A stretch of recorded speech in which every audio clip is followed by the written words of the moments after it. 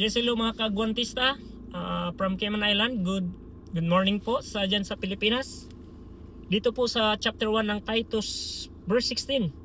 Sila'y nagpapanggap na nakikilala nila ang Diyos, ngunit kinakaila sa pamamagitan ng kanilang magawa, palibhasa ay mga malulupit at mga masuwayin at mga tinakwil sa bawat gawang mabubuti.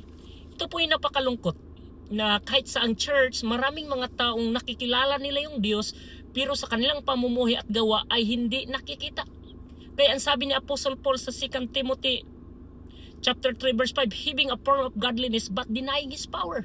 Kung meron man pong tagapangaral at hindi nakikita yung pamumuhay ni Kristo, kung ba nangangaral tayo ng kabutihan ng Diyos, pero yung buhay natin talagang taliwas. Yung buhay natin nandun sa sanlibutang mga bagay. Umiinom tayo ng mga pinagbabawal, naninigarilyo tayo. So paano makikita yung kabutihan ng Diyos kung mismo yung nagre-reflect sa ating karakter ay pamumuhay na nasa sanlibutan? Kung gusto po nating maging epektibo sa gawain ng Diyos, naway makita ang kalwalhatian at ang bunga ng banal na espiritu sa ating buhay. God bless you mga kaagwantista. Please share and like.